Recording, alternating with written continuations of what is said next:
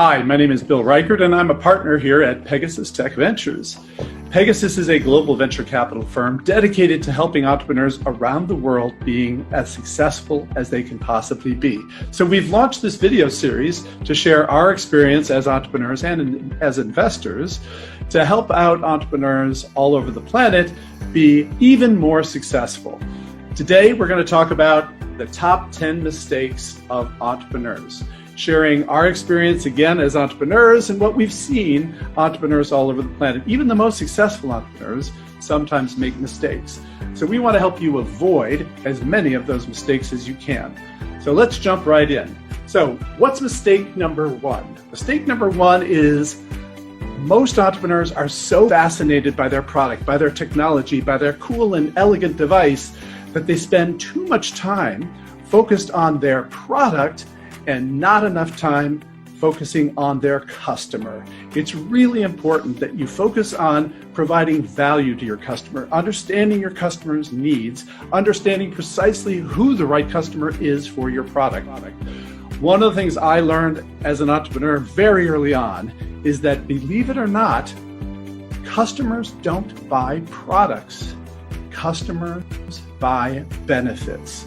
They don't care how cool or sexy your product is if it doesn't deliver value. So you need to be focused on your customers' needs, and the value you can deliver to your customers. Mistake number two. Mistake number two is that all too often entrepreneurs have delusions when it comes to the numbers that they present to investors. What sort of delusional numbers am I talking about? Well, first, generally, entrepreneurs don't do a very good job of understanding their target market size. Frequently, an entrepreneur will Google the size of their market and then come in and pitch to us and say, we're going to transform a $3.5 trillion healthcare market. You know that's delusional. That's not really the business you're in. Don't overstate the market size that you're going after. The fact of the matter is, we have never seen a company fail because their market is too small. Companies fail because they don't get enough customers.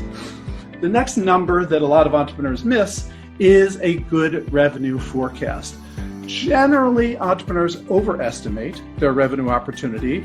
They think their market opportunity is $56 billion, and if we only get 2% of that market, we'll be $1 billion company, right? Well, wrong. That's not how you're going to generate your revenues. Your revenues have to be generated from the bottom up, customer by customer, sale by sale, dollar by dollar. The third set of numbers that entrepreneurs frequently miss is their capital requirements. It's almost always going to take longer and cost more than you hoped to get to where you want to be. So be careful about how you estimate the capital requirements for your company. Related to that is misunderstanding your sales cycle. A lot of entrepreneurs think it's going to be much easier to sell their product than it actually is going to be. After all, this is such a cool product, people are going to pound on our door to try to buy it. Generally, it doesn't work out that way. So don't overestimate how quickly you can sell and ramp up your revenues. And then last, when you're talking to investors, frequently entrepreneurs have excessive expectations of what their valuation should be or can be. So do the research and understand where is the market today for a company like yours. What you got to make sure is that you are realistic about all these numbers, that you research comparable successful companies and you come out with projections that are realistic given the world that you're going into. Mistake number three is a lot of companies, they mess up their fundamentals. As entrepreneurs, kicking off a startup company, it's a novel experience, and you're being asked to do things that you've never done before, dealing with lawyers and governments and compliance and taxes and payroll. There's a lot of stuff you got to get your arms around as a first-time entrepreneur.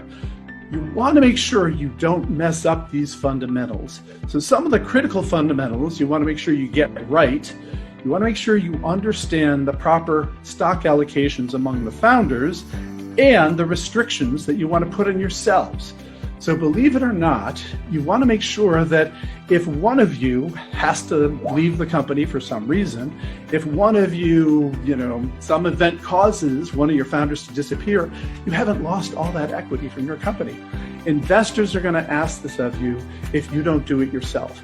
So 1, make sure your allocations are reasonable across the founders, and 2, make sure you put the appropriate restrictions on your founder stock so you don't wind up losing a bunch of founder stock if some event happens. Intellectual property protections are also critically important that you pay attention to right from the beginning. You cannot clean up an intellectual property mistake if you've already gone out in the world and talked about your proprietary technology. So make sure you get good advice as to what you have that is patentable, and you get that process going right from the beginning.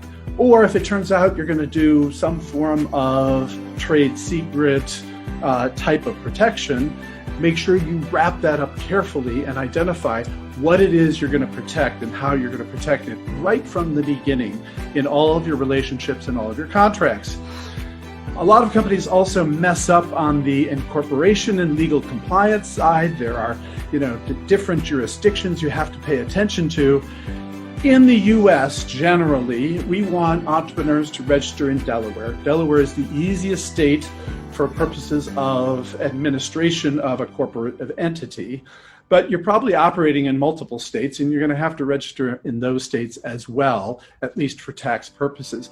Make sure you get that taken care of. Make sure you don't mess that up. If you mess these things up, as investors, we don't really want to have to clean up your mess. So make sure you get it done correctly. And that includes contracts with advisors, consultants, contractors. Make sure you get all the proper language in there so that you own everything that they produce and that you're in compliance with tax laws and other labor laws. So, mistake number 3 is messing up your fundamentals. The secret to success here is make sure you get a good venture lawyer, a law firm that is comfortable with and has lots of experience dealing with startup companies and the venture capital community and all the compliance requirements that you're going to have. Mistake number 4 is bad hiring practices. So a lot of emphasis needs to be put on from day one how you're going to build your team. Unfortunately, in the chaos that is a startup company, a lot of entrepreneurs wind up not doing the best job they can with hiring. One of the examples is, hiring your buddies. It may well be that your university classmate is the best possible CTO for your company, but on the other hand, maybe that person is not quite right. So make sure you don't put in place these practices that might get you in trouble later. Hiring your buddies, hiring based on resume. What we've learned is that resumes are highly unreliable as a way of understanding the skills and the character and the willingness to work hard for any given individual. Hiring based on skills. If you just look at somebody's skills base, you may be missing other characteristics that might not make them fit your organization. Or a lot of entrepreneurs, you just hire on desperation, right? I need somebody now, please, please. You can do a lot of damage if you bring somebody into the company who's not right for the company. So don't hire on desperation. And certainly don't hire people who are followers, people who are just going to do whatever you tell them to do. One of the things that we emphasize to entrepreneurs is even if you see yourself and your co-founders as the leadership team, you don't want to hire followers. You want to hire other leaders. You want to hire people who have the ability to take a leadership role in the role that you're going to give them and take responsibility and are accountable for delivering, executing, solving problems in their domain. If you build an organization of followers and everybody has to ask you what to do next, then you're going to be a bottleneck on your own growth. You want to be able to delegate out and trust and rely on all of your people to execute appropriately. So, mistake number 4 is bad hiring practices. Make sure that you cultivate diverse thinking in your hiring. So you want skills, you want capabilities and experience, but you also want people who have the right attitude and have the willingness to take a leadership role, push back on you when it's appropriate, and drive their particular area to success. Mistake number five. Mistake number five is company culture. So lots of entrepreneurs talk a lot about company culture. Culture is a topic that is probably, more discussed and less executed than any other topic in entrepreneurship. So it's not about talking about company culture, it's about activating your company culture. What do I mean by activating your company culture? You can't just get in a conference room, come up with a bunch of words, put it on poster board, put it on the wall, and assume we now have a company culture. That's not good enough. What you have to do is figure out what are your shared values. And so, when I talk to entrepreneurs and I say, what's your company culture? It's really interesting. There is no one single recipe for the best company culture for any startup company. So you need to cultivate a culture that's most appropriate for you. You and your co-founders are going to start that. But as you grow and scale your company, you're going to have to evolve your company culture. So you have to pay attention to it. You can't just put it up on the wall and assume that's our culture from now on. You have to pay attention on a regular basis to how the company is growing, how the team is growing. As you expand geographies, you expand, internationally, you're going to have cultural evolution as well. So pay attention to the company culture and then activate it by making sure that from day to day and week to week, in meetings, in communications, in your website, in everything that you do, that you correlate it with your company culture to make sure that you are being consistent to the values and norms that you've decided are appropriate for your company. Mistake number 6 is perfecting your product. Back to the product topic. So I know as an entrepreneur, it's really hard to decide it's ready to go out the door.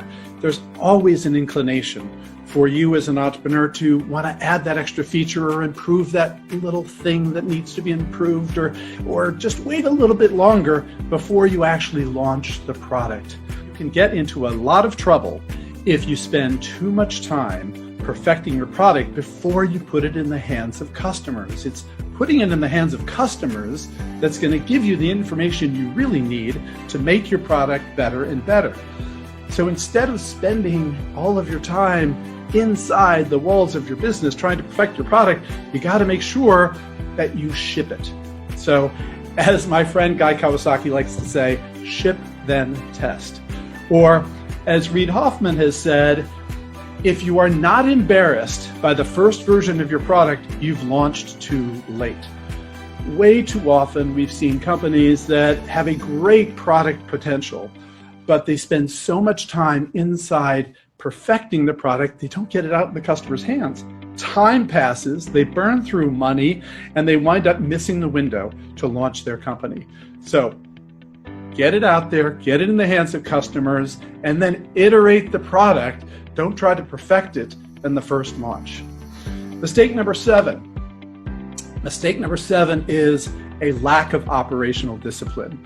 Now, we know a lot of entrepreneurs love the idea of a startup company because it gives them the opportunity to be their own boss.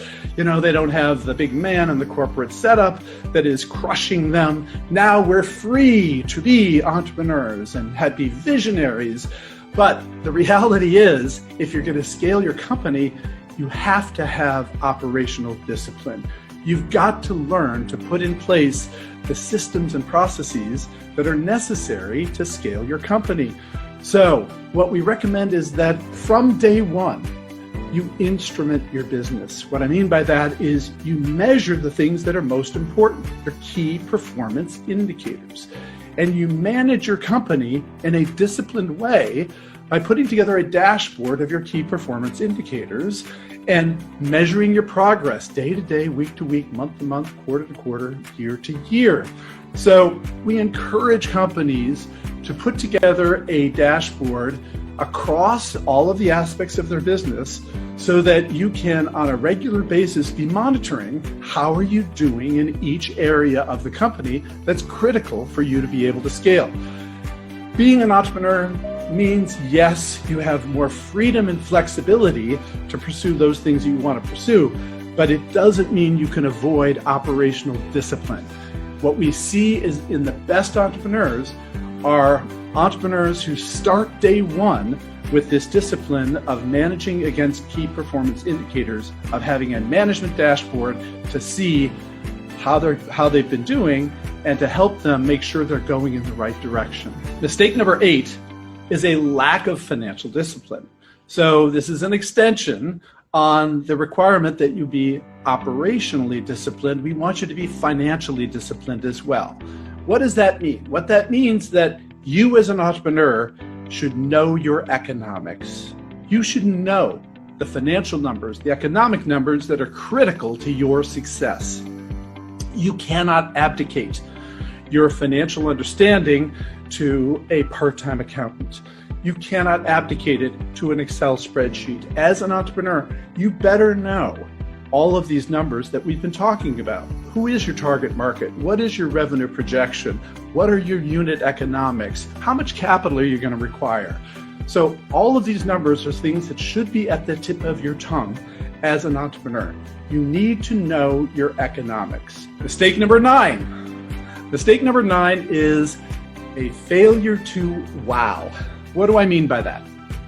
So it's not good enough as an entrepreneur to be a really good entrepreneur, to have a really good pitch deck, to have a really good product. That's not good enough. You have to stand out from the rest of the crowd. It's really competitive out there. There are lots of entrepreneurs out there that are banging on the door of your target customers and trying to get them to buy something else. There are lots of entrepreneurs out there who are banging on our door and other venture capitalists' door, trying to raise capital. And there are a lot of good serial entrepreneurs who have experience doing this before.